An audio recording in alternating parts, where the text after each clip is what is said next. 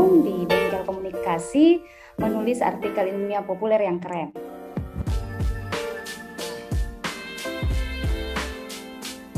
Perkenalkan, saya Ita Ibnu, Communication Officer dari Yayasan Bakti. Banyak penelitian telah dilakukan para peneliti Indonesia untuk menjawab permasalahan yang ada di masyarakat. Namun terkadang hanya sampai pada publikasi dalam jurnal ilmiah atau disampaikan dalam forum-forum ilmiah. Padahal penyampaian hasil penelitian kepada masyarakat juga merupakan tugas seorang peneliti. Sesi ini akan diampu oleh Prof. Manneke Budiman. Kami mempersilahkan Prof. Manneke. Silakan. Terima kasih, selamat siang Bang Yusran, Mbak Ita, Mbak Kiko, teman-teman semua dimanapun teman-teman berada, di kawasan barat, tengah, ataupun timur, selamat siang. Senang berjumpa dengan teman-teman semua. Kesempatan seperti ini langka bagi seorang akademisi yang hidupnya berada dalam kepompong aman di balik dinding-dinding universitas. Tetapi sekarang saya harus berada bersama dengan teman-teman dan masuk ke dalam dunia yang tidak aman, gitu. Keluar dari dunia aman saya, masuk ke dunia yang tidak aman, gitu. Baik, saya diminta untuk menjelaskan ya, mengapa komunikasi sains itu penting. Tetapi jangan-jangan judul itu tidak tepat buat saya. Gitu. Maka saya kasih dalam kurung, mestinya yang cocok itu untuk saya bicarakan sebagai seorang akademisi, itu adalah mengapa komunikasi sains tidak penting. Karena di UI, di banyak institusi pendidikan tinggi, di UI saja deh, biar nggak menyinggung siapa-siapa, itu komunikasi sains itu tidak dianggap penting, gitu ya. Jadi komunitas Bakti, Yayasan Bakti, The Conversation itu mungkin tepat sekali mengundang saya untuk bicara soal ini, untuk digunakan sebagai contoh yang salah, gitu. Karena inilah mindset kami, paradigma kami sebagai akademisi, sebagai ilmuwan peneliti di universitas, walaupun seolah-olah kami berusaha selalu berkomunikasi dengan orang lain dalam konteks sains, tetapi tidak pernah sesungguhnya komunikasi sains itu dianggap sesuatu yang penting atau yang genting dan mendesak untuk dilakukan oleh akademisi. Jadi nanti saya akan coba jelaskan mengapa.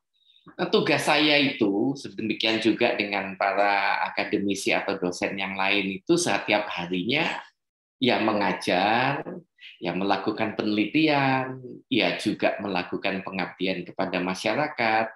Sesuatu yang sangat menyenangkan karena di sini saya boleh berpikir, boleh melakukan aktivitas keilmuan, dan boleh membangun jembatan koneksi bertemu dengan masyarakat. Di atas kertas itu yang namanya tridharma itu. Yang tidak menyenangkan dan rasanya seperti neraka tentu saja hal-hal yang sifatnya administratif, tiap hari mengisi borang, ya, memasukkan data ini itu, datanya diminta berkali-kali, kalau tidak nanti sanksinya banyak, gajinya dipotong, honornya ditunda dan segala macam deh. Hal-hal yang sangat menakutkan seorang akademisi, gitu ya. Nah, di dalam mengajar, kami berkomunikasi langsung, ya, tanpa perantara dengan mahasiswa, ya, dengan mereka yang usianya beda sekali, ada yang cukup muda untuk menjadi anak saya, tidak lama lagi ada yang cukup muda untuk menjadi cucu saya, mungkin seperti itu ya. Jadi jembatan usia, jembatan pengalaman, jembatan pengetahuan, tingkat pendidikan itu bukanlah jembatan-jembatan yang kokoh, yang dengan mulus bisa dilewati begitu saja untuk menghubungkan saya dengan mahasiswa saya. Tetapi paling tidak petugas resmi, komunikasi sains saya yang pertama-tama terjadi adalah dengan mereka, dengan kelompok orang yang beruntung dan jumlahnya sangat kecil itu di Nusantara ini yang disebut dengan mahasiswa. Di situ pun berbagai macam kendala komunikasi itu sudah langsung terlihat dan terasa. Jadi saya harus jaim, itu nomor satu ya. Harus paling tidak tampil sebagai orang yang mengetahui banyak hal. dibandingkan dengan mereka yang saya ajak berkomunikasi di dalam kelas. Apa yang saya katakan keluar dari mulut saya itu harus mencerminkan tingkat pendidikan saya dan kedalaman pengetahuan saya. Kalau ditantang, saya harus bisa menjawab tantangan itu dengan menggunakan pengalaman saya yang luas untuk memuaskan ya, berbagai macam pertanyaan yang muncul di dalam pikiran para mahasiswa saya. Jadi tugas komunikasi sains, mengomunikasikan pengetahuan untuk tujuan transfer pengetahuan, itu di kelas sendiri yang kecil sebetulnya skopnya. Itu sudah menjadi suatu kendala sendiri. Teman-teman tentu saja pasti tahu dan dengar gitu ya, sikap dosen yang aneh-aneh karena defensif, karena ditantang mahasiswanya, atau karena ketahuan tidak terlalu pintar, gitu, seperti yang ditampilkan di mana-mana, sehingga kemudian melakukan hal-hal yang sifatnya represif, membungkam, mematikan inisiatif, kreativitas. Gitu.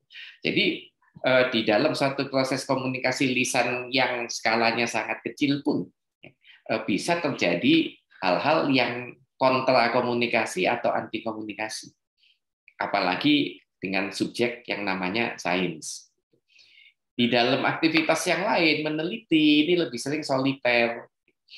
Saya duduk sendiri di depan laptop, ya, utik-utik data, dibuat tabulasi supaya datanya itu masuk akal, dan kemudian berdasarkan itu saya bisa mengatakan sesuatu. Mungkin saja saya mewawancarai orang, mungkin saja saya cari narasumber, berkunjung ke desa, tinggal di situ untuk melihat kehidupan. Tetapi itu saya lakukan tidak di dalam pengertian bahwa saya sedang melakukan komunikasi sains dengan mereka. Mereka itu adalah seolah-olah sekadar menjadi objek bagian dari penelitian saya. Mereka ada di situ dengan makna adalah menjadi sumber daya yang dapat saya daya gunakan untuk kepentingan riset saya sendiri. Jadi bahkan di dalam aktivitas penelitian itu saya tidak membayangkan bahwa saya itu sedang melakukan komunikasi sains dengan mereka yang saya temui di lapangan. Itu yang kedua. Jadi makin kelihatan ya betapa sebetulnya tidak pentingnya ya, komunikasi sains itu di dalam kehidupan seorang akademisi. Tentu saja selalu asumsinya atau retorikanya ini adalah hasilnya untuk kemudian digunakan sebagai bahan pengajaran di kelas dan bisa diterapkan untuk pengabdian kepada masyarakat. Apakah itu terjadi? Kalau teman-teman itu dosen pasti mengerti sendiri bahwa tentu saja tidak seperti itu. Jadi biasanya meneliti itu karena diwajibkan, butuh uang tambahan, sehingga kalau penelitian saya proposalnya diterima itu saya akan dapat hibah yang mungkin jumlahnya lebih besar dari gaji bulanan saya selama 12 bulan. Intinya kalau jadi ditulis, diterbitkan juga untuk kepentingan pangkat saya, untuk kenaikan remunerasi saya. Ya. Apakah saya membayangkan siapa orang yang akan membaca nanti hasil penelitian? Jangan-jangan tidak. Jadi kegagalan komunikasi sains pada tataran penelitian pun ya, itu sesuatu yang jamak, bukan aneh ya, di universitas itu. Kemudian, nah ini pengabdian kepada masyarakat, ya, tujuan akhir dari semuanya seharusnya. Bagaimana caranya pengetahuan yang sifatnya saintifik yang ditulis dengan bahasa yang akademik itu bisa diterjemahkan, ya, menjadi kompetensi konkret, menjadi skills yang memang bisa digunakan ya, untuk meningkatkan kapasitas siapapun itu yang menerima pengetahuan itu. Ya. Apakah itu terjadi? Wah, ini saya juga agak skeptis. Karena lagi-lagi selalu dibatasi oleh proyek, oleh hibah, oleh constraint waktu. Ya. Dan sehingga apakah saya betul-betul melihat masyarakat tempat saya mengabdi itu adalah sasaran dari komunikasi sains saya? Atau ketiga aktivitas Tridharma ini hanya untuk kepentingan diri saya sendiri? Karir saya sebagai akademisi, di dalam prakteknya sangat disayangkan, menyedihkan, dan mengharukan, itulah Saya berada di dalam dunia itu, jadi saya bisa memberikan testimoni kepada teman-teman. Mudah-mudahan yang bukan di UI tidak terkena penyakit yang sama, ya. Tapi ada bahaya yang mengancam kita, ya, akademisi. Gitu ya. Oke, baik, saya lanjutkan. Nah, tantangan apa sih yang membuat profesi ilmuwan, akademisi dengan habitatnya di universitas yang agung dan mulia itu tiba-tiba bisa menjadi syarat dengan apa ya, dengan hal-hal yang negatif ya, dengan hal-hal yang berlawanan dengan semangat dan cita-cita yang tergambar di dalam istilah ilmuwan akademisi. Mengapa tiba-tiba dengan berbagai macam kehebatan yang dimiliki itu pada akhirnya universitas itu menjadi menara gading. Hanya bisa dilihat dari jauh, belum tentu bisa disentuh, apalagi dimiliki, dan ada jarak yang sangat besar, di samping juga hierarki yang sangat berbeda antara yang di dalam dan di luar universitas. 3 hal yang saya identifikasi, teman-teman. 1, atmosfer akademik. Jadi kalau teman-teman berada di dalam suatu suasana, suatu ekosistem, suatu atmosfer, di mana teman-teman itu dipaksa untuk berkompetisi terus-menerus, sehingga menganggap orang lain yang merupakan kolega itu lalu menjadi rival, menjadi pesaing. Kompetisi ini harus dijalani supaya diakui, supaya saya itu diakui bahwa saya ilmuwan yang hebat, layak menjadi guru besar, layak untuk dirujuk tulisannya di mana-mana atau disebut-sebut di dalam banyak konferensi. Itu ternyata membutuhkan suatu jiwa perang yang bersedia untuk menjegal sana, menjegal sini. Orang-orang yang semestinya menjadi kolega, teman kerja. Karena apa? Aim-nya, sasaran akhirnya itu keunggulan.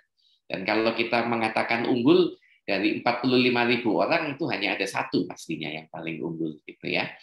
Jadi lihat, atmosfer itu tidak dibangun oleh semangat untuk saling berbagi di dalam suatu kerja kolaboratif. Jadi mengapa lalu komunikasi sains menjadi tidak penting, itu ini. Ya, kalau teman-teman bertanya dunia saya seperti apa. Yang kedua, nah ini bahasa yang kami pakai di antara kami sendiri. Kalau kami berbicara tentang sains, itu bukan bahasa yang ramah, bukan bahasa yang bersahabat, bukan bahasa yang komunikatif. Kami lomba untuk banyak-banyakan pakai jargon atau terminologi. Yang tujuannya pertama, untuk membuktikan bahwa saya ini jagoan yang hebat. Bahasa itu sudah membaca bukunya A, bukunya B, bukunya C, saya tahu istilah-istilah teknis yang mereka pakai, yang terbaru, yang beredar di pasaran akademik. Ini 1, jadi untuk membuktikan itu. 2, seringkali bahasa akademik seperti ini kami gunakan untuk membungkam orang lain. Begitu saya menyebut beberapa nama besar dengan istilah-istilah konsep-konsep yang dahsyat, kemudian orang itu jadi segan untuk berdebat, berdiskusi dengan saya, karena kemudian mereka merasa, waduh jauh sekali ini gap pengetahuannya. Dia hebat sekali, saya ingin jadi seperti dia. Gitu. Maka tidak terjadi diskusi, tidak terjadi komunikasi, yang ada satu arah. Orang yang juara menggunakan jargon terminologi dengan kalimat-kalimat yang cerdas dan cerdik, menggunakan kata yang bisa diputar-putar sana kemari, maka orang itu biasanya kemudian menjadi orang yang diakui, dikagumi. Apalagi kalau rujukannya banyak sekali ke teks-teks yang lain atau nama-nama yang lain. Nah, bahasa ini itu menjadi bahasa kami lebih banyak daripada bahasa yang kami pakai di rumah, yang informal, yang familiar, yang kekeluargaan. Sehingga ketika kami pulang, itu kami berbicara dengan anak istri, suami, orang tua itu dengan bahasa seperti ini. Dan merasa kemudian karena si yang diajak bicara itu kok susah sekali mengerti dan mengikuti, maka kesimpulannya, beda pendidikan sih, jauh dia di bawah saya. Jadi muncul arogansi karena saya menguasai bahasa akademik yang tidak dikuasai orang di luar akademik. Yang nomor 3, ada tuntutan riset. Ini tadi publikasi sempat Bang Yusran sebut. Gitu. Publikasi itu kalau namanya itu menyesatkan, seolah-olah saya mempublikasikan sesuatu yang tadinya hanya saya baca sendiri, kemudian menjadi bisa dilihat oleh publik. Di dalam kenyataannya, publikasi itu karena diharuskan di dalam jurnal-jurnal dengan kriteria yang tertentu, biasanya berbayar, cukup mahal.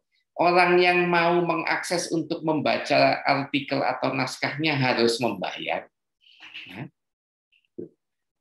Dan kemudian juga akibatnya, sesuatu yang mungkin menjanjikan dan bagus, kalau memang betul ya tulisan itu akhirnya tidak dibaca oleh siapa-siapa. Nah, paling-paling saya akan mengintimidasi mahasiswa orang lain. Ya. Kalau kamu nulis paper, ya, pakai buku saya atau hasil penelitian saya untuk dikutip ya. Gitu. Oke. Jadi dipaksa orang supaya mau untuk mencantumkan publikasi saya di dalam tulisan mereka. Jika dibiarkan dalam keadaan alamiah dan normal, mungkin nggak ada yang mau. Karena itu tadi, ya, dia tidak bisa diakses secara luas dan membutuhkan biaya untuk mengakses. Jadi 3 ini ya, yang membuat kemudian soal komunikasi lisan bagi akademis, komunikasi sains bagi para akademisi itu bukan tujuan akhir, bukan tujuan penting. Harus ada suatu kondisi yang memaksa akademisi itu mampu melakukan komunikasi sains tidak dengan bahasanya sendiri kepada audiens yang berasal dari luar dunia komunitas akademiknya sendiri tanpa dibebani oleh tuntutan ini dan itu sebagai seorang akademisi. Itulah yang memungkinkan terciptanya suatu kesadaran bahwa komunikasi sains itu sungguh-sungguh diperlukan dan berdampak. Jika dilakukan di dalam konteks yang saya sebutkan di dalam slide ini, tidak berdampak, tidak dilakukan dengan serius, dan tidak penting. Oke, jadi saya lanjutkan lagi ke slide berikutnya. Ini saya mau kasih contoh saja.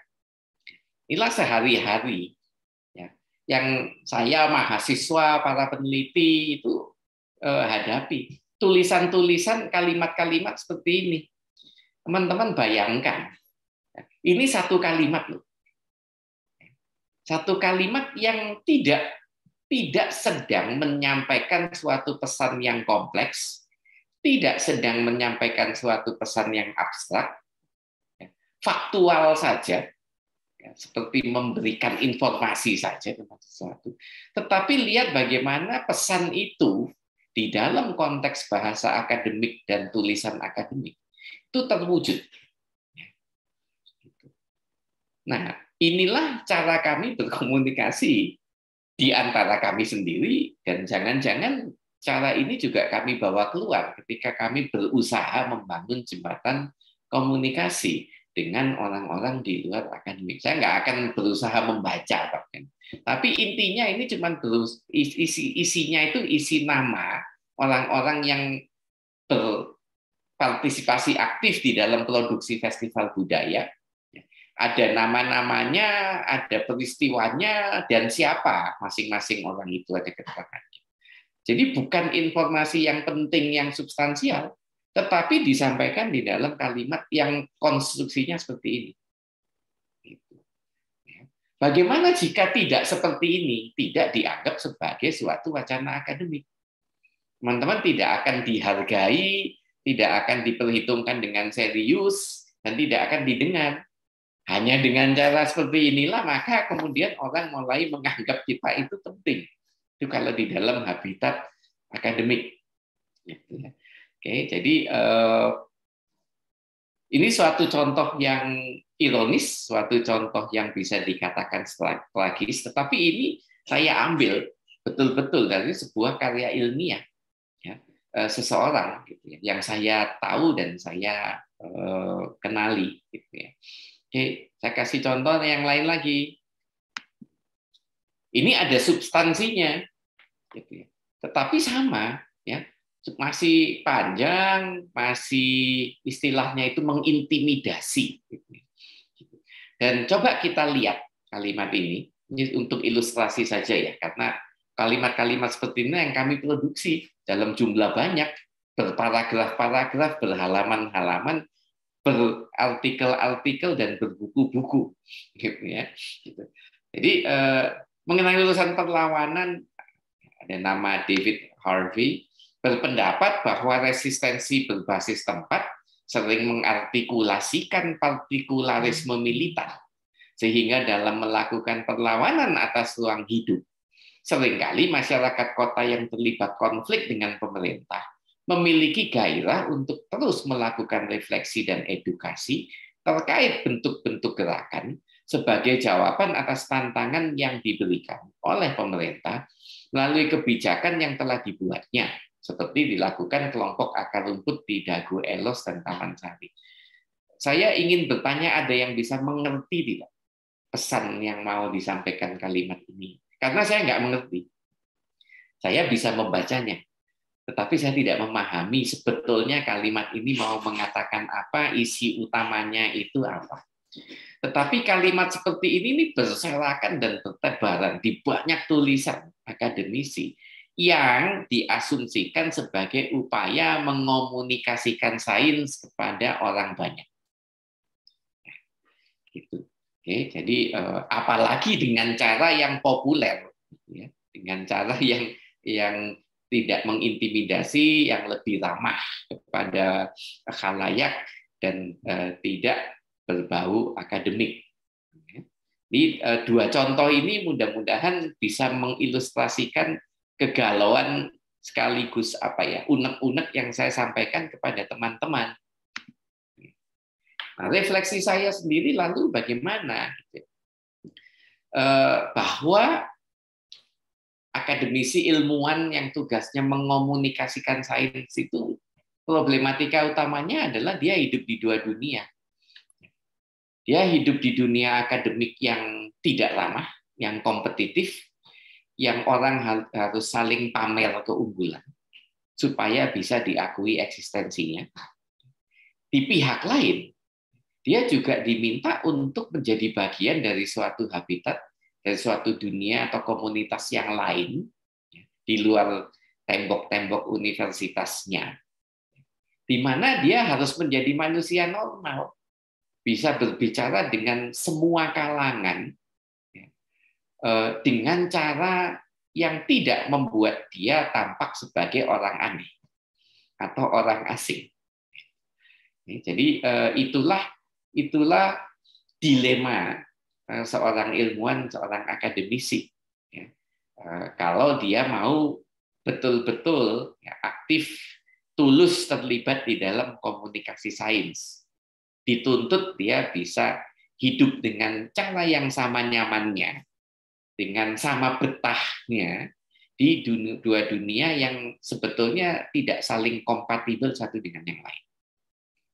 Yang kedua, refleksi kedua, di antara akademisi ilmuwan sendiri, penguasaan atas kaidah-kaidah kebahasaan itu tidak merata tingkatnya.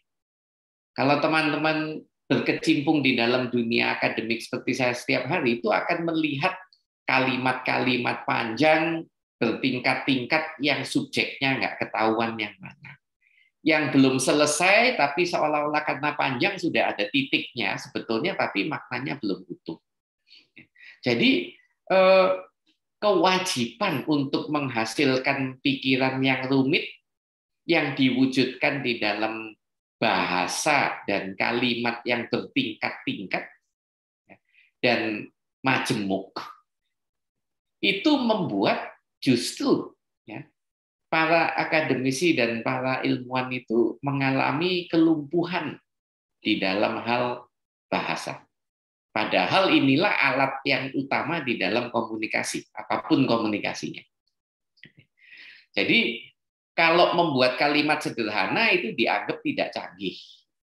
Tetapi harus memperlihatkan kecanggihan dengan kalimat-kalimat kompleks seperti yang tadi saya contohkan.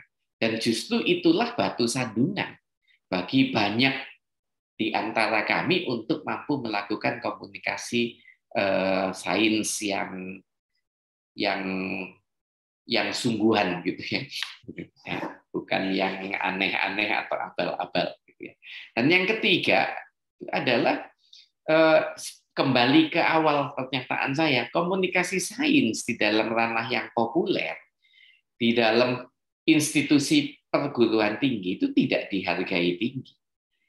Kalau saya itu menulis di pamfletnya sebuah komunitas aktivis yang bentuknya tidak seperti jurnal yang hebat, tidak pakai cover yang mahal, mutu kertasnya mungkin juga yang agak kekuningan, itu nilainya sangat kecil dibanding kalau saya mengirimkan tulisan yang saya kemas untuk sebuah jurnal yang berlabel jurnal ilmiah.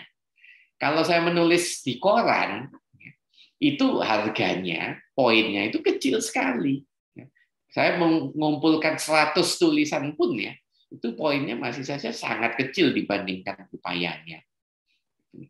Jadi memang tidak didorong, tidak digalakkan bagi para saintis untuk mengomunikasikan pengetahuan mereka di dalam ranah populer. Ranah populer itu artinya adalah suatu ranah tempat berbagai jenis orang dari latar belakang berbeda, dari status tingkat pendidikan, tingkat ekonomi, segala macam yang berlain-lainan, tetapi berkumpul di suatu ranah. Itu yang saya pahami sebagai ranah populer. Mereka tidak punya bahasa yang spesifik, mereka punya satu bahasa semacam lingua franca, yang ramah bagi semua orang yang berada di dalamnya, lepas apapun latar belakang mereka. Nah, inilah yang tidak digalakkan untuk para akademisi dan ilmuwan di dalam konteks institusi pendidikan tinggi. Jadi lagi-lagi komunikasi sains itu memang tidak, sehingga pada akhirnya orang-orang seperti saya itu mempublikasikan, menulis, meneliti ya untuk kepentingan karirnya sendiri, supaya jadi guru besar, dapat kum, dapat insentif dan berbagai macam, terkenal, diundang sana sini, gitu. Dan itu yang banyak terjadi. Maka sebetulnya ekosistemnya yang harus diubah, supaya berbagai macam kendala persoalan tadi bisa diatasi. Kemungkinannya akan bisa diubah baru sangat kecil. Jadi saya sangat pesimis.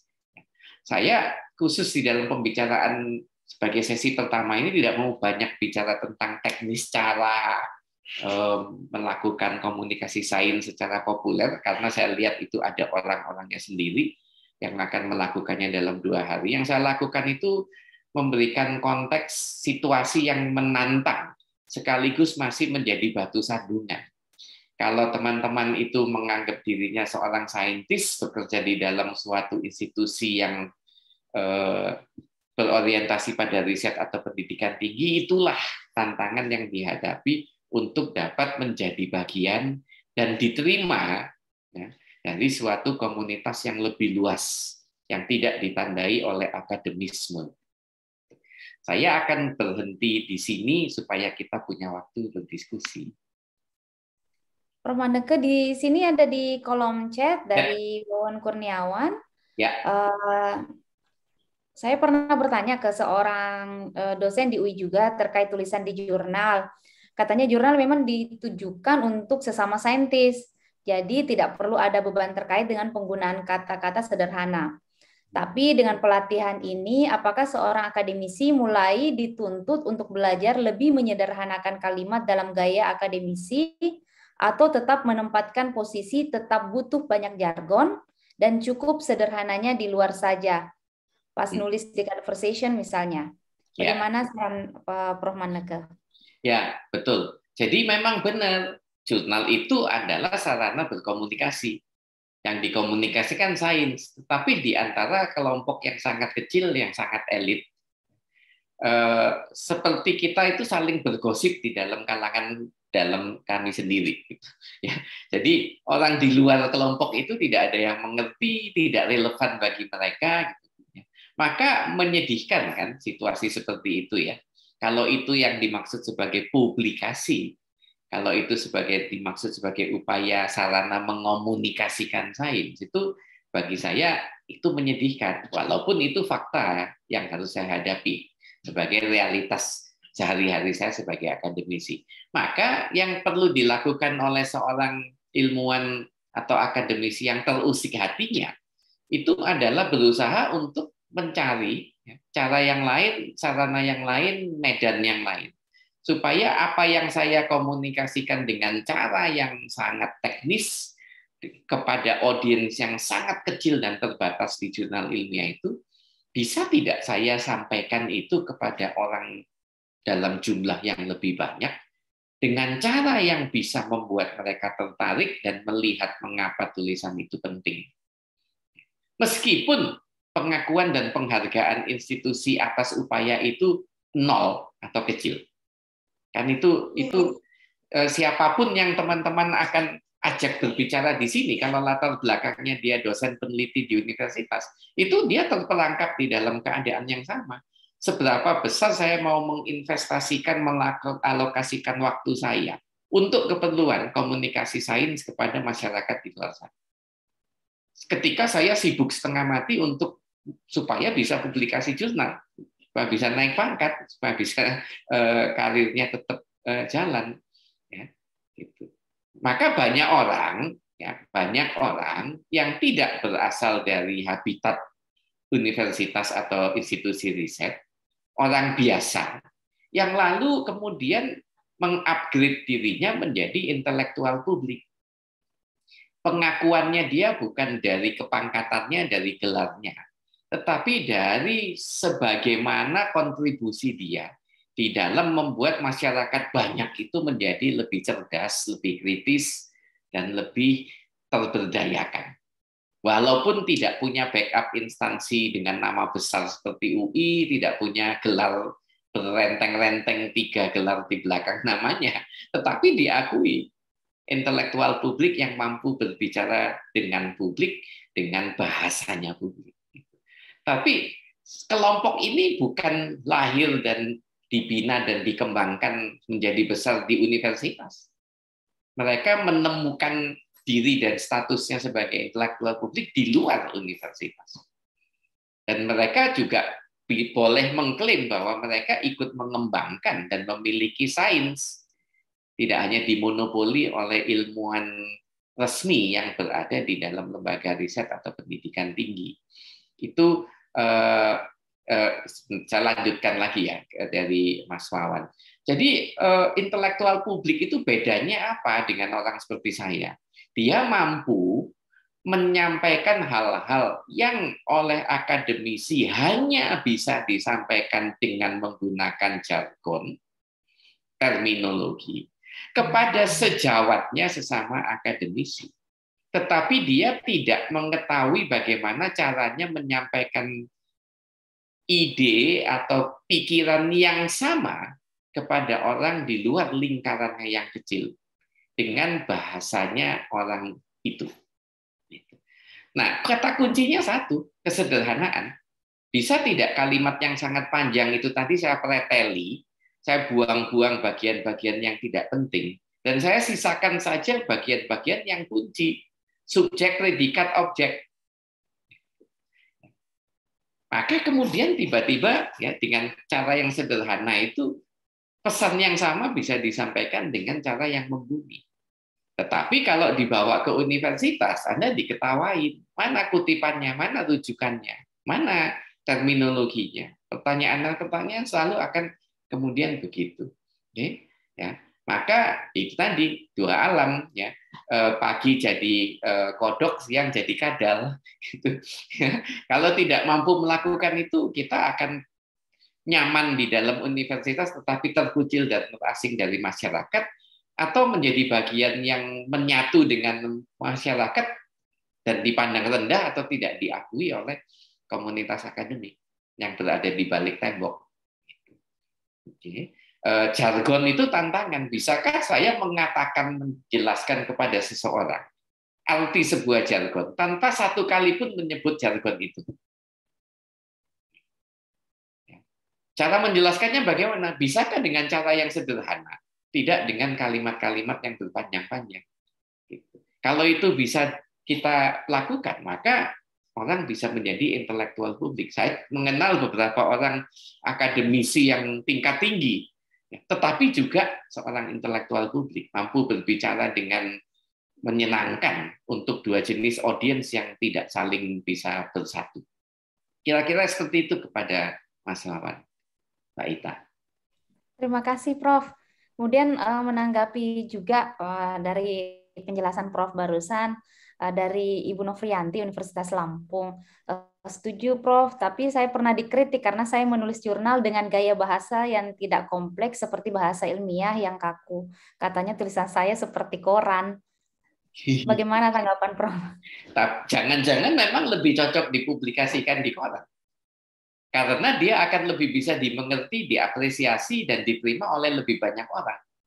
Begitu Anda kirim ke jurnal, diterima oleh seorang editor yang ajaib itu, maka Anda tidak dinilai substansinya, Anda tidak dinilai apakah yang Anda mau katakan itu penting atau tidak.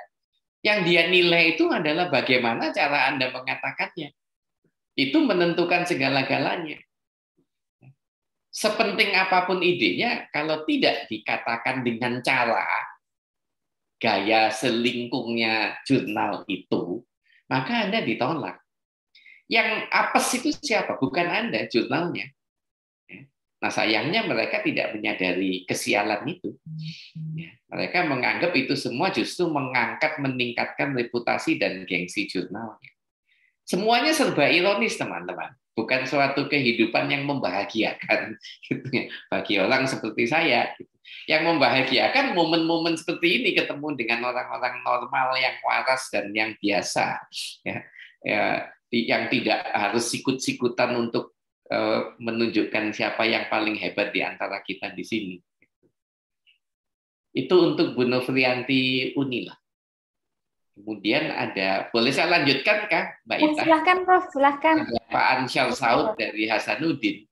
Ya, bagaimana menciptakan iklim yang menulis sebagai aktivitas intelektual? Ya, itu kata kuncinya justru sebagai aktivitas intelektual, bukan aktivitas ilmiah. Gitu ya. Oke.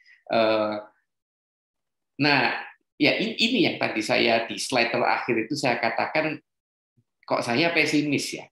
Gitu, untuk melihat itu akan pernah terjadi di suatu universitas. Mengingat berbagai macam tuntutan aturan kebijakan yang harus juga dilaksanakan oleh universitas ya, demi fitrahnya, tetapi yang mungkin keliru gitu ya. Tidak tahu ya.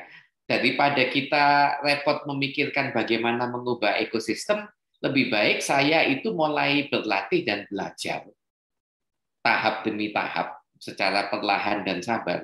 Bagaimana saya itu bisa menjadi intelektual akademik tetapi juga intelektual publik. Itu seringkali juga butuh pembiasaan, butuh kemauan. Dan yang terpenting butuh kerendahan hati. Ini yang tidak dimiliki akademisi biasanya. Gitu.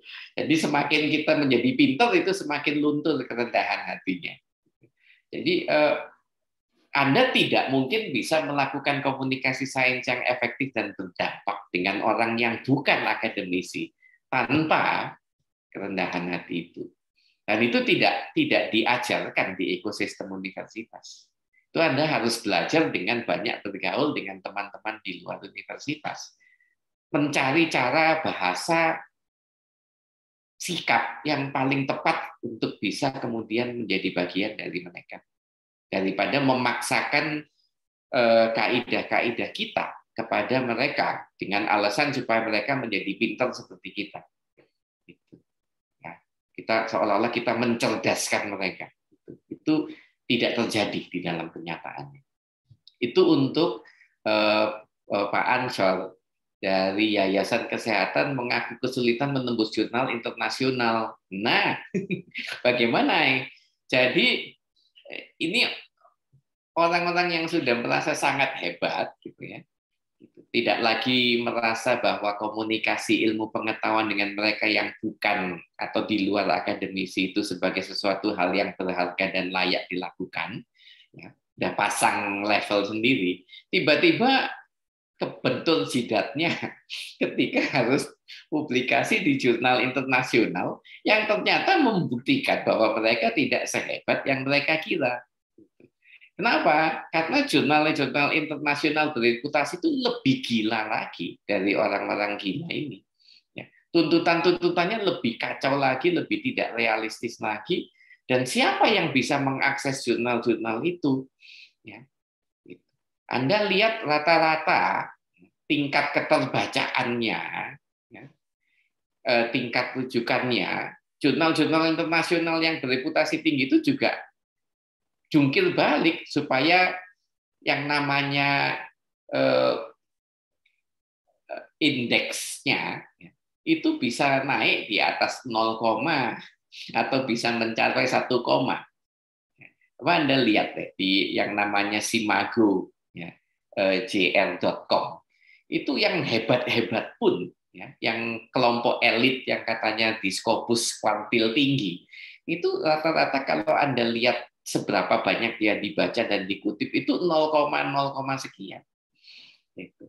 Ya, menunjukkan betapa sedikit yang membaca, betapa sedikit yang mau tertarik untuk kemudian memiliki dan membelinya, atau bahkan menggunakannya. Tetapi bagi saya tugas saya selesai. Saya sudah membuktikan saya bisa tembus masuk situ, mana reward saya, insentif saya mana, kenaikan pangkat saya mana. Itu yang lebih penting. Dibaca atau tidak persetan, nggak penting. Gitu. Ya, jadi paradigma atau sikap seperti itu akibatnya itu sekarang menjamur di mana-mana di antara para akademisi. Jadi kanker yang kami bikin sendiri. Jadi kalau kesulitan ya berarti simpel saja. Anda tidak sepintar yang Anda kira. Kenapa? Karena sekarang Anda dinilai oleh orang yang lebih gila daripada Anda. Ya, ya. Jadi yang menilai itu saya tidak memuji mereka itu ya. Mereka lebih gila dari orang yang lebih gila. Itu, ya. Oke, itu bagian dari ekosistem kita. Ya. Lalu Mita Unhas menyambung pertanyaan lawan, jika mengubah metode penyajian dengan lebih populer agak susah dilakukan. Kesusahannya tentu saja ada sumbernya atau alasannya. Nanti kita lihat. Apa perlu ada produk komunikasi hasil riset jurnal? Jika iya, seperti apa yang Bapak sarankan? Yang saya sarankan adalah cari yang open access dan tidak bayar. Ada satu forum namanya academia.edu.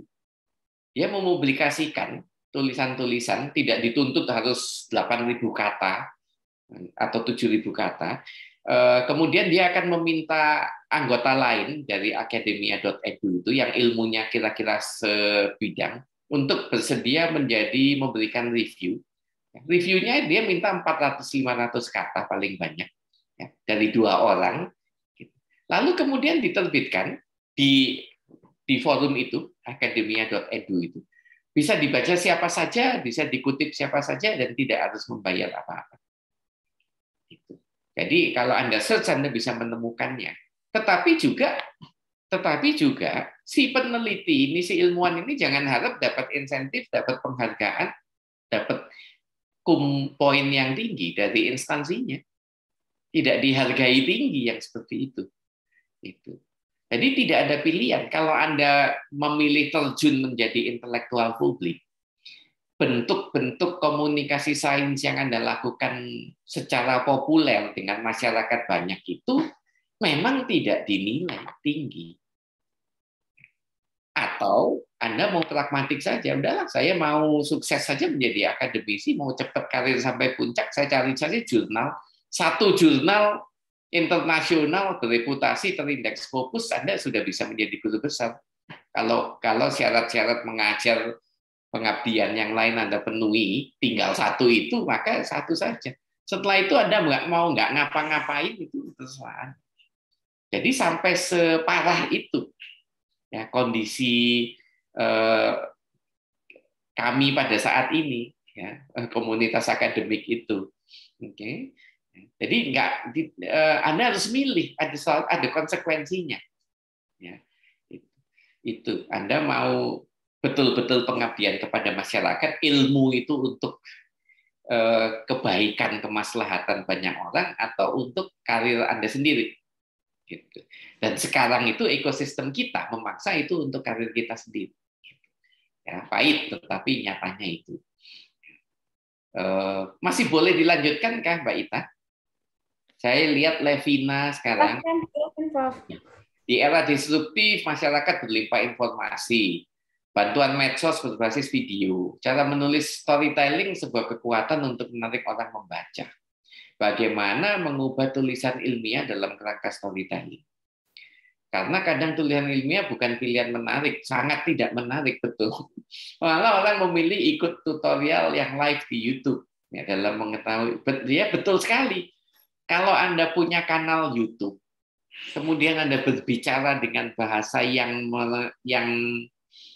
menjangkau banyak orang dengan cara yang membuat orang gembira, ya, dan hidup ketika menyaksikan dan mendengar Anda, itu Anda sedang melaksanakan peran sebagai intelektual publik dengan memanfaatkan sarana-sarana yang sangat publik, media sosial.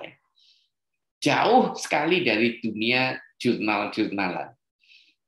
Jadi podcast, kemudian YouTube, Facebook, itu sarananya ada dan luar biasa. Fitur-fiturnya itu mengizinkan Anda berbuat sangat banyak, jauh lebih banyak daripada yang diizinkan oleh jurnal-jurnal ilmiah.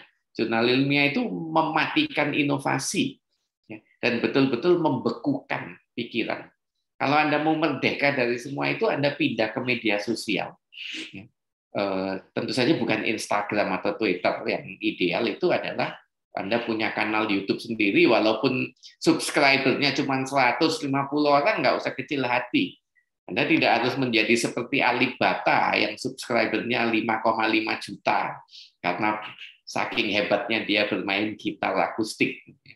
Itu dia punya cara sendiri dan punya duit. Tapi intelektual publik, bagaimanapun juga tetap saja suatu profesi yang marginal.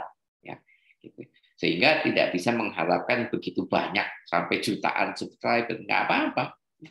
Anda tetap saja ya berteriak-teriak di dalam sunyi. Tapi masalahnya semua upaya Anda itu kalau Anda akademisi akan dihargai tidak oleh institusi, akan bisa Anda klaim tidak di dalam aktivitas tridharma dengan poin yang cukup tinggi. Itu yang jadi persoalan. Tapi betul ya, pada suatu waktu barangkali akan ada orang yang membuat jurnal, tapi formatnya itu kanal YouTube. Anda harus diminta bicara sekian menit saja, ya, 10 menit gitu, bisa menyampaikan dari abstrak pendahuluan sampai ke kesimpulan. Itu sangat menarik sekali. Ya, apalagi kalau bisa menampilkan infografis, animasi, video, dan berbagai macam fitur yang lain yang tidak ada dalam jurnal. Tetapi apakah dunia akademisme formal yang established, yang baku mau menerima itu, kok lagi-lagi saya gelap ya, melihat, menerawang ke depan itu gelap. Gitu. Dari Nei, ini apakah ada pertanyaan? Tampaknya tidak ya, komentar yang saya setujui dan kita merasa sehati. Walaupun saya mungkin sudah kadung terkontaminasi kanker arogansi itu ya. Kadang-kadang untuk Anda seorang akademisi menjadi arogan itu nggak perlu ngomong gede. Air mukanya dan caranya bersikap, caranya berbicara itu juga sudah bisa langsung menampilkan aura arogansi yang luar biasa. Yang membuat orang segen untuk deket-deket. Wah, ada itu ya jauh-jauh ya. Tanpa harus ngomong apa-apa gitu. Lalu Nur Utami melihat ironi seperti ini memang dibutuhkan ruang. Betul. Nah, ya setuju. Ya. Untuk karya-karya intelek bagi publik, yes, sepertinya mungkin lebih sering berkolaborasi dengan komunitas. Betul sekali. Teman-teman, saya ada satu jurnal. Kalau teman-teman itu familiar dengan dunia perskopusan, Ada satu jurnal terindeks Scopus, diterbitkan di Inggris. Itu kuartilnya itu kuartil 1. Jadi itu semacam kasta tertinggi di dalam Scopus ya. Namanya Journal of Peasant Studies, studi tentang petani. Jurnal itu menerima tulisan yang pendek, tidak sampai 7.000-8.000 kata, sekitar 3.000 kata, yang merupakan hasil kolaborasi antara praktisi, aktivis, petani atau pekerja atau buruh atau pekebun dengan akademisi. Jadi mereka mau lihat bagaimana pikiran dua dunia itu disatukan dengan bahasa yang berbeda, yang baru, pendek saja, nggak usah panjang-panjang, tetapi kolaboratif. Dan kalau betul-betul itu sangat solid, maka Anda bisa mencapai publikasi kuartil 1 jurnal internasional terindeks Scopus. Peasant Studies itu saya akan tulis namanya, nanti Anda bisa cari sendiri, saya tulis sebentar di sini ya.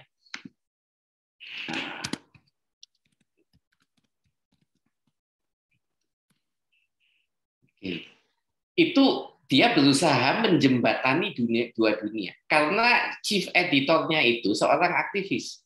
Dia adalah akademisi terkenal, tetapi juga aktivis. Aktivisme politisnya luar biasa dan punya concern yang sangat tulus untuk kehidupan para petani, nelayan,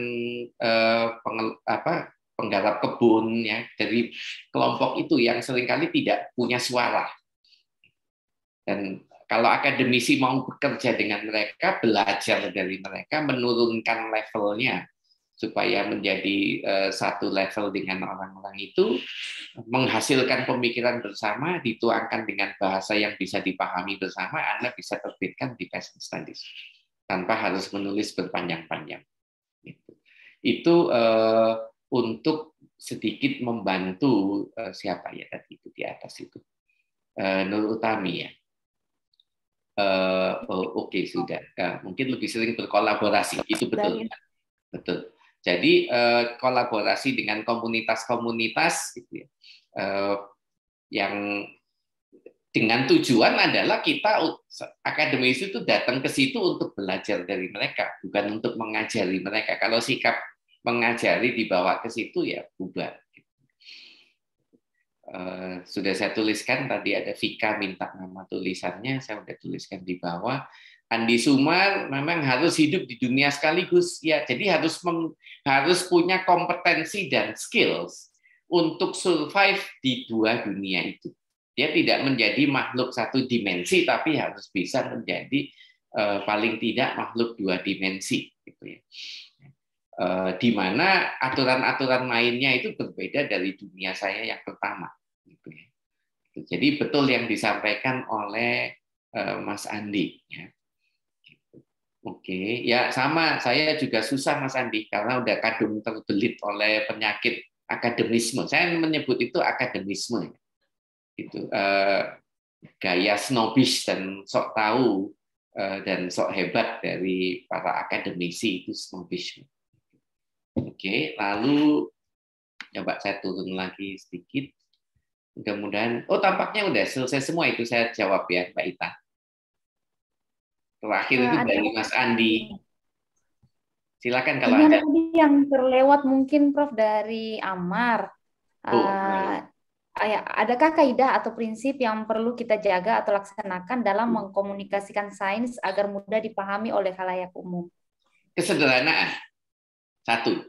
Kesederhanaan itu Anda bisa temukan di dalam sarana komunikasi yang saya pakai, di dalam bahasa saya, di dalam cara-cara saya untuk menyampaikan pesannya.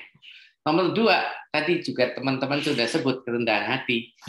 Itu letaknya pada sikap penulisnya, pada sikap akademisi yang melakukan komunikasinya. Jadi 2 itu saja kuncinya, Amar. Yang betul akademisi yang udah kadung jadi akademisi itu akan sangat sulit untuk bisa mengadopsi 2 hal itu, untuk bisa melaksanakannya secara nyata di dalam hidupnya. Karena apa? Karena arogansi dan yang lain-lain itu sudah menjadi bagian dari darah. syukur-syukur kalau belum jadi bagian dari DNA, gitu. Masih bagian dari darah, masih bisa di detox namanya ya, ya nggak Mbak Ita. Kalau udah jadi DNA susah, dia akan replikasi turun temurun menciptakan lebih banyak lagi orang seperti itu. Gitu. Tapi kalau masih di darah itu bisa di detox. Maka yang perlu ya selalu ingat gitu ya, untuk bersikap, untuk menyampaikan segala sesuatu dengan cara sesederhana mungkin. Kan prinsipnya guru zaman dulu ya, yang dilupakan dosen zaman sekarang itu bagaimana menyampaikan sesuatu yang sangat kompleks, sangat abstrak dengan cara yang sangat sederhana supaya mudah dipahami. Nah, jurnal-jurnal itu memaksa kami melakukan sebaliknya. Persoalan yang mau disampaikan sudah kompleks, dituntut disampaikan dengan cara dan bahasa yang jauh lebih kompleks lagi. Itu, ya. Itu. Oke, jadi mudah-mudahan menjawab Amal. Saya kembalikan ke Mbak Ita. Apakah masih ada yang terlupa? Masih ada lagi Prof, dari Pak Fajar Taufik. Fajar, ya? Oke. Dosen PTN latar belakang petani. Yang saya rasakan menjadi dosen ketika kegiatan pendampingan. Ternyata pecah timnya, sebab ada honor. Nah, ini dia racunnya di honor ini. Lalu ketua tim memilih anggota, berpengaruh pada angka kredit, berdampak pada pemilihan pejabat. Iya. Ini yang saya sebut tadi sebagai atmosfer dan ekosistem. Ya. Jadi, saat ini para akademisi itu bekerja di dalam atmosfer suasana yang toksik, kalau kata anak-anak zaman sekarang itu ya. Sehingga perlu melakukan healing. Perlu melakukan healing. Karena apa? Karena ya seperti yang digambarkan Mas Fajar itu. Memilih siapa penulis kedua, siapa penulis ketiga, ya, siapa timnya, itu pun ya, sudah sangat diracuni oleh berbagai macam aturan yang memang tidak memberdayakan, ya, tidak membebaskan. Gitu ya. Jadi kalau ada yang bukan dosen masuk dalam tim, itu namanya paling akhir biasanya disebutnya. Kan nggak perlu KUM, kan nggak perlu angka kredit. Gitu ya. Pokoknya udah dikasih uang lelah aja, gitu ya, sesuai dengan aturan yang ditetapkan oleh BPK atau Kementerian Keuangan, saya nggak tahu. Gitu ya. Sementara yang dosen itu yang makin tinggi pangkatnya, dia dapatnya lebih tinggi, ya. Yang madya dapatnya sedikit lebih rendah, yang junior dapatnya lebih bawah lagi, gitu ya. Gitu. Jadi ya memang ya sangat beracun, gitu, sangat menakutkan. Kalau Anda berdiri di luar melihat itu menakutkan kali. Tapi kalau Anda udah terbiasa dan berada di dalam, itu menjadi suatu kenormalan. Anda melakukan hal itu sebagai ya sesuatu yang rutin otomatis saja. Tidak ada rasa bersalah, tidak ada melihat keanehan atau hal yang abnormal di dalam praktik-praktik seperti itu. Gitu. Saya nggak mau bicara lebih jauh ke pemilihan dekan atau rektor gitu. Nanti makin seru kalau sampai ke situ. Gitu. Saya kembalikan ke Mbak Ita, masih ada nggak? Coba saya lihat ke bawah ya. Ya, oke. Ya. Yang berkomentar aja, Prof. Justru yang membuat lebih sederhana itu jauh lebih sulit dan butuh kecerdasan yang lebih tinggi kayaknya. Memang, ya, betul, ya, betul sekali, ya. Jadi ada skills baru yang sulit yang harus dikuasai oleh ilmuwan akademisi, supaya bisa, menurut saya lupakanlah untuk bisa menjadi akademisi yang lebih baik atau ilmuwan yang enggak, untuk kembali menjadi manusia yang normal. Itu saja, gitu ya. Supaya kita itu bisa memanusiakan diri kita sendiri lagi dan tidak jadi robot aneh seperti sekarang ini. Demikian Mbak Ita dan teman-teman sekalian. Baik, Prof. Ya. Udah kebaca semuanya, Prof. Udah terjawab semuanya. Ibu Bapak, mungkin ada yang mau bertanya langsung sebelum kita tutup untuk sesi pertama ini? Boleh Mbak Ita sedikit berkomentar. Silahkan Pak Ansar. Ya, terima kasih Prof. Maneke atas materinya yang mencerahkan ya. Terima kasih banyak. saya terutama senang ikut program ini, program yang dibuat oleh Bakti, karena dan berterima kasih karena saya punya pengalaman beberapa kali tulisan saya ditolak di koran, Pak. Padahal niat saya sebenarnya mau berbagi sebenarnya. Jadi mungkin cara nulis saya atau ya itu masalah teknik yang mesti diperbaiki. Jadi niat baik kita kadang-kadang ini tidak di apa itu, tidak berujung manis diterima oleh media. Tapi sebenarnya alhamdulillah saya sempat nulis di Conversation, di The Conversation, alhamdulillah. Ada beberapa media yang bisa jadi forum buat pada dosen dan peneliti untuk menulis. Nah, ini yang kita mau minta kiat-kiat ini dari Prof. Maneke ini. Bagaimana mempertahankan semangat misalnya ketika tulisan kita ditolak gitu. Dan yang kedua mungkin besok kali materinya ya. Bagaimana menajamkan teknik-teknik kita supaya dalam menulis supaya niat baik kita itu berbuah manis gitu. Seperti kita tahu banyak dosen yang dia juga profesor dan doktor atau bahkan bukan profesor dan doktor secara akademis, tapi dia bisa menulis dengan baik. Kompas itu selalu, saya nggak tahu belakangan ini, dulu itu ada itu intelektual apa namanya istilahnya itu Kompas, cendekiawan intelektual gitu, yang menginspirasi lah gitu. Kita punya Asyumardi Arsra, punya dulu Umar Khayyam atau siapalah, intelektual banyak, tokoh-tokoh UI juga, profesor UI yang bisa menulis dengan baik. Siapa?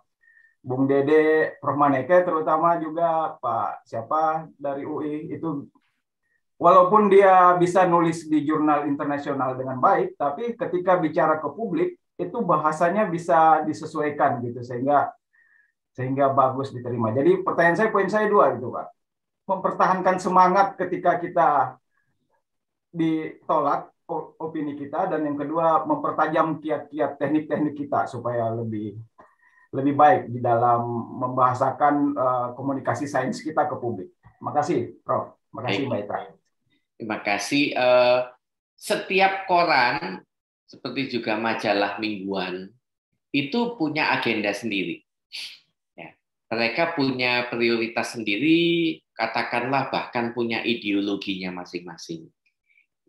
Apa yang penting bagi kita pada suatu waktu ketika kita kirimkan kepada mereka, belum tentu pada waktu itu adalah penting bagi mereka.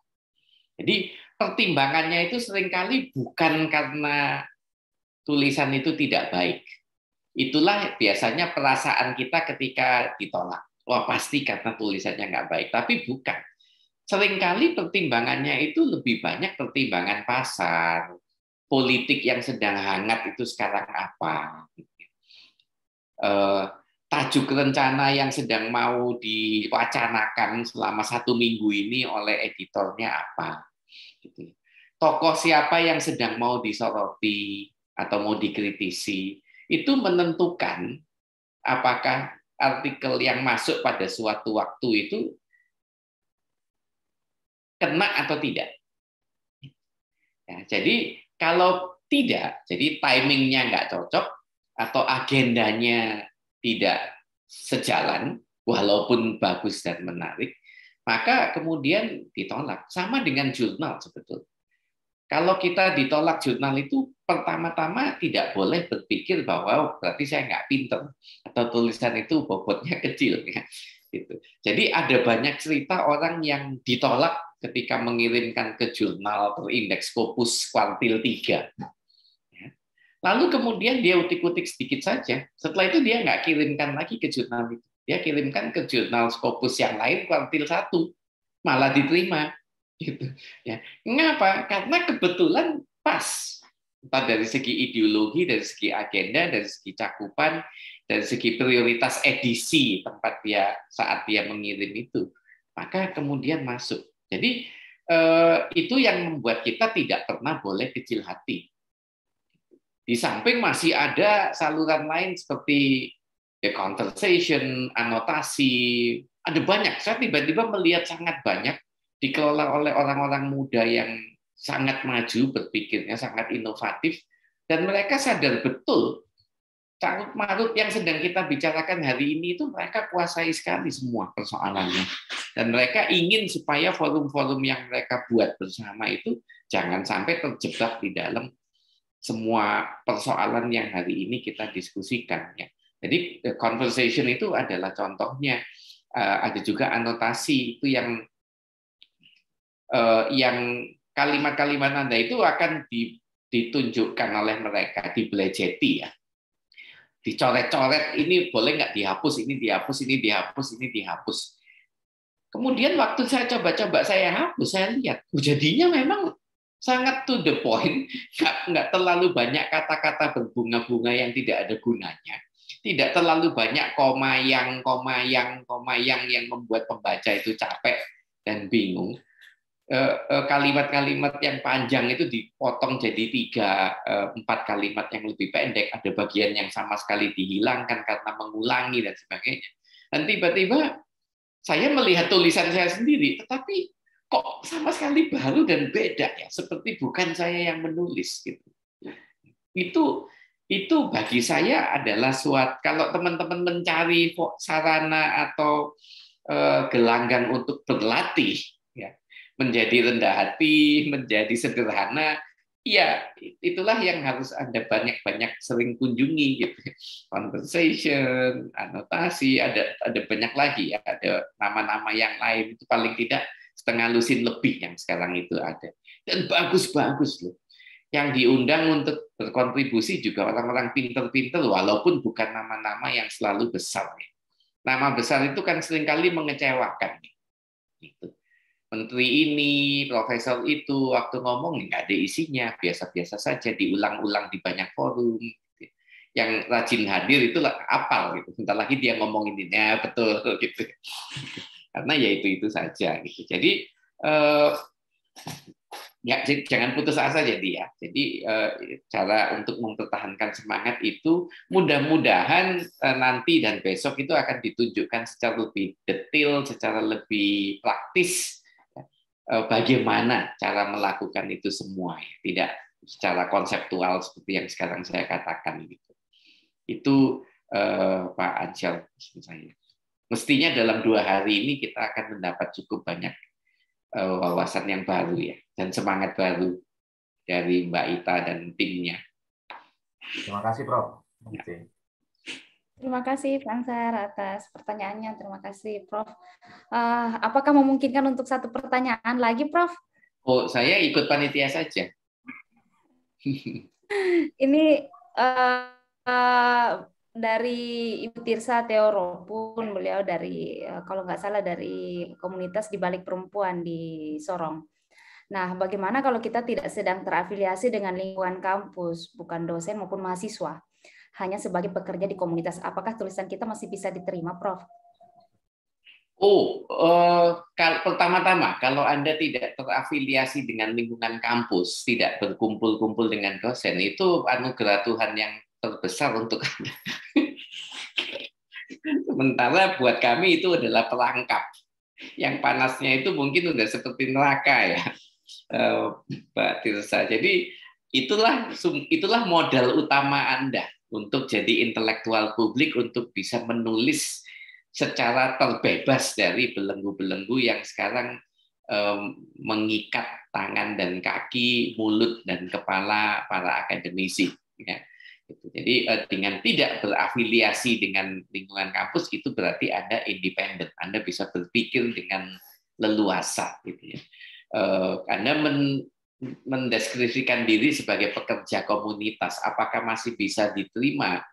Begini, kalau Anda berniat untuk mengadu nasib di jurnal ilmiah, itu Anda pertama-tama harus melihat, membaca deskripsinya.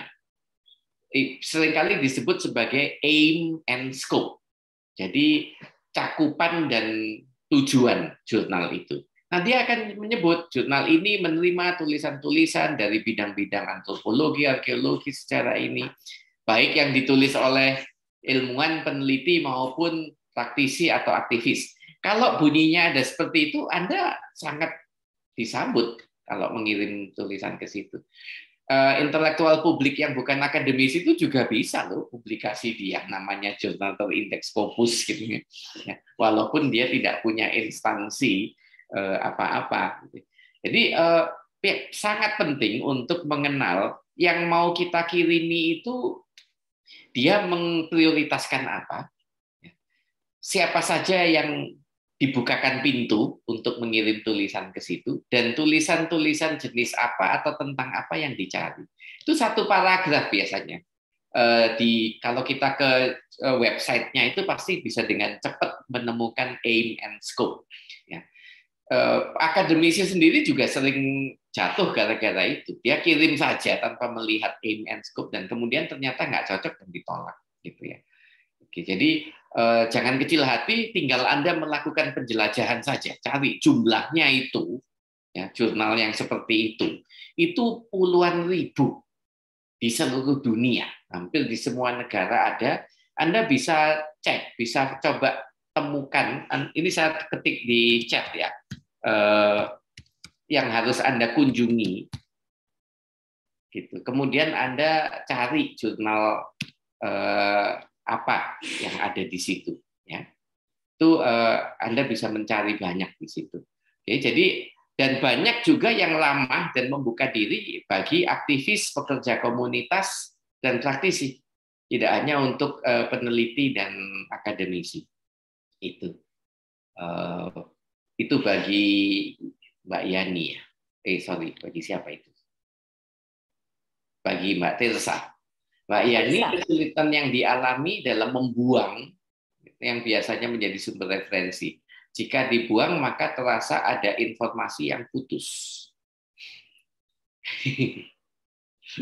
Ya, kenapa harus dibuang itu dulu ya. Jadi satu-satunya alasan ketika kita membuang itu adalah karena tidak penting, tetapi kita tetap masukkan pada awalnya. Gitu. Ya. Nah, kalau penting, Anda tidak punya alasan untuk membuang. Gitu. Artinya, kita tidak sedang menghadapi persoalan apakah itu harus dibuang atau tidak. Jawabnya tidak, karena penting. Demi keutuhan itu tadi, demi keutuhan pemahaman, demi keutuhan informasi. Kebanyakan orang memasukkan rujukan, ya, itu isinya adalah pernyataan-pernyataan atau informasi-informasi yang faktual umum. Bukan pernyataan-pernyataan spesifik temuan dari suatu riset yang bisa mendukung tulisan Anda. Jadi misalnya, penduduk Indonesia pada tahun ini ada 260 juta. Itu pernyataan faktual sebetulnya. Anda bukan hanya bahwa itu pernyataan faktual, Anda bahkan harus mempertanyakan apa penting sih saya menyebut ini. Dibandingkan dengan misalnya Anda menyebut Indonesia adalah negara dengan populasi terbesar keempat di dunia, Anda nggak perlu mengutip dari mana-mana. Gitu. Ya. Seberapa vital orang harus tahu bahwa jumlahnya 260 juta dibandingkan ketika mengatakan bahwa dia populasi terbesar keempat di dunia. Kalau tidak vital, sekian ratus jutanya itu nggak usah ada. Gitu. Ya, jadi dari semula Anda bahkan tidak perlu untuk kemudian mengutip siapa, tahun berapa, halaman berapa yang mengatakan hal seperti itu. Gitu. Ya, jadi itu pendapat saya loh ya. Gitu. Mungkin tentu saja ada yang bahwa penting tetap harus disebut ya, nggak apa-apa ya. Gitu. Saya lebih memikirkan saya mau mengatakan sesuatu nih, hasil riset saya atau rencana riset saya itu mau mengatakan sesuatu, membuat pernyataan tentang sesuatu. Saya mencari pendukung yang bisa menjadi justifikasi supaya saya itu diterima oleh orang ini memang penting loh, harus dilakukan. Maka saya akan mencari hasil risetnya orang lain yang spesifik, tidak faktual informasinya. Kemudian itu yang saya kutip. Nah, kalau hal seperti itu nggak perlu dibuang. Si A, si B, si C, si D, si E mengatakan ini, semuanya beda-beda yang dikatakan, tetapi semua mendukung apa yang saya mau katakan dalam riset saya sendiri. Gitu. Nah itu jangan dibuang kalau yang seperti itu. Anda perlu, paling tidak di dalam habitat akademik itu Anda perlu backup, perlu backing dari orang-orang itu supaya diperhitungkan dengan serius oleh kolega-kolega kita. Di dunia populer, Anda nggak perlu, orang nggak pingin tahu itu dikutip dari siapa, tahun berapa, halaman berapa diterbitkan. Orang pingin tahu pesannya apa, masuk akal nggak buat saya. Gitu. Ya. Jadi itu yang untuk siapa itu tadi? Ya, kira-kira seperti itu ya. Mudah-mudahan nggak ada yang lain. Oh tadi itu Yani lagi ya. Kemudian yang lain-lain lagi sepertinya tidak ada pertanyaan. Itu sudah. Iya, Prof. Ada yang raise hand, Pak Zulham dari Universitas Negeri Gorontalo. Halo Pak Zulham. Iya. Ya, Pak, kami minta terima kasih. pertanyaannya dibuat ringkas Pak ya. Karena kita ada sesi lagi. Iya, sebenarnya mohon maaf ini saya sudah nyalakan videonya tapi sepertinya ada masalah dengan kamera. Ya, mohon izin Prof. Jadi kebetulan saya ngajar di Fakultas Pertanian di UNG. Itu salah satu bidang konsentrasi saya kan di penyuluhan pertanian. Kalau di penyuluhan pertanian itu kan memfasilitasi penyebaran informasi yang dibutuhkan oleh petani. Sebab banyak hasil penelitian yang sebenarnya penting, namun penyampaiannya yang seringkali terlalu ilmiah sehingga agak sulit diakses oleh petani. Hal ini kemudian memunculkan ide bagi kami, teman-teman di fakultas untuk membuat mata kuliah baru, yaitu mata kuliah komunikasi sains. Itu baru kami uji coba di semester ini. Namun saya lihat ini sepertinya ada sedikit benturan dengan minimnya budaya, katakanlah budaya menulis, baik di kalangan mahasiswa maupun di dosen, sehingga kami mencoba cara lain yang bukan tidak selalu dalam bentuk tekstual, misalnya infografis ataupun video tutorial. Karena jadi sekedar informasi Prof, kalau alumni pertanian itu meskipun banyak yang tidak bekerja di bidang pertanian, tetapi ketika mereka bekerja di bidang pertanian itu mayoritas bekerja sebagai penyuluh ataupun fasilitator di program pembangunan pedesaan. Hal ini menurut kami sangat penting bagi mereka untuk mengetahui komunikasi sains ini. Ya, tetapi itu tadi benturannya ternyata di minimnya budaya menulis, sehingga ketika kita mengajarkan kita melakukan banyak di tekstual itu butuh effort yang cukup besar dibandingkan infografis ataupun yang bersifat visual. Mungkin ada saran Prof dari Prof Maneke, mungkin kira-kira bagaimana menghadapi hal seperti ini. Terima kasih Prof. Terima kasih. Saya tidak terlalu banyak tahu bidang kajian atau disiplin ilmu pertanian. Tetapi sepengetahuan saya, apapun bidang ilmu kita pada saat ini, begitu sudah dikemas dan dibungkus di dalam universitas, di dalam akademisme, itu kita berbicara di dalam bahasa akademik yang sama. Sama-sama mengintimidasi, sama-sama abstrak, sama-sama kompleks, sama-sama sulit dimengerti. Jadi anak-anak kita itu 4 tahun itu belajar ilmu pertanian itu akan terekspos oleh buku-buku teks, oleh pelajaran-pelajaran, kemudian presentasi-presentasi yang mereka harus lakukan di kelas dan sebagaimana yang untuk mendapatkan nilai yang baru dihargai jika disampaikan dengan cara-cara yang akademik atau yang berlaku di akademik. Sehingga ilmunya itu harusnya sangat membumi. Tetapi proses pemerolehannya, proses transfernya itu dilakukan dengan cara-cara yang sangat ilmiah, sangat akademik, gitu ya, yang tidak membumi. Gitu. Sehingga kemudian ketika mereka dilepas ke masyarakat itu terjadi persoalan komunikasi. Apalagi kalau mereka harus menulis skripsi segala macam yang dengan lagi-lagi ragam bahasa yang sangat ilmiah. Ya. Istilahnya begini, kalau saya itu menulis suatu hasil penelitian tentang petani, itu kalau petaninya membaca itu jangan-jangan dia nggak ngerti bahwa itu yang ditulis itu adalah tentang dirinya, karena bahasa yang dipakai. Maka itu paling tidak untuk bidang-bidang seperti bidangnya Bapak, berbeda dengan saya ya. Kalau bidang saya itu urusannya buku, kertas, dan teks, nggak ketemu orang gitu. Tapi bidang Bapak itu masih bisa kemudian ada unsur lapangan di mana anak-anak itu tinggalkan semua buku teks, semua teori, berbicaralah dan bertemulah dengan petani betulan, bukan petani yang sudah dikonstruksi sebagai wacana ilmiah di dalam buku. Lalu cobalah untuk berkomunikasi dengan mereka.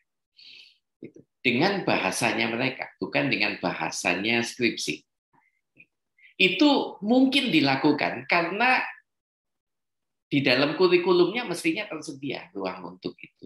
Berbeda dengan orang sastra. Gitu ya. Di dalam pertanian itu mestinya sangat. Misalnya juga bidang lain itu kesehatan masyarakat. Ngomong tentang penyakit yang menyebutkan nama penyakitnya saja susahnya bukan main.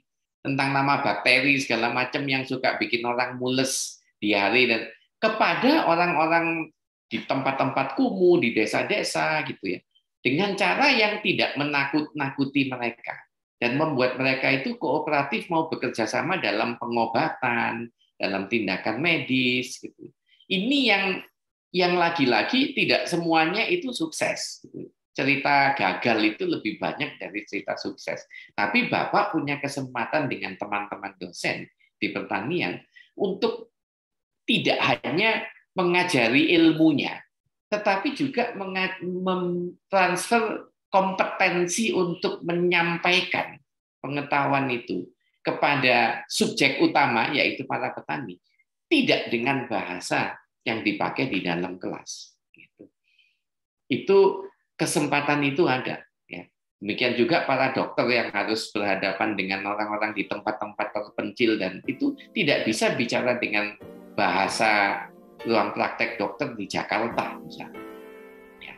Dan kita tahu betapa banyak dokter gagal itu karena dia gagal berkomunikasi dengan pasien, bukan karena dia tidak pintar. Ya. Itu mungkin juga bisa saja kasus yang sama terjadi di dalam bidang Bapak. Kalau di bidang saya humaniora itu ya, jadinya seringkali malah ahli-ahli humaniora yang anti humanis. Karena tidak ada forum untuk bertemu dengan manusia, itu temunya dengan teks, buku, gitu ya, dengan karya sastra. Demikian Mbak Ita. Terima kasih banyak Prof, terima kasih banyak Ibu Bapak yang sudah aktif bertanya, berkomentar di kolom chat maupun mengajukan langsung ke Prof Maneke. Sangat mencerahkan, membuka wawasan kita pentingnya komunikasi sains yang baik dari peneliti, bagaimana menghubungkan sains dan mendekatkannya ke masyarakat.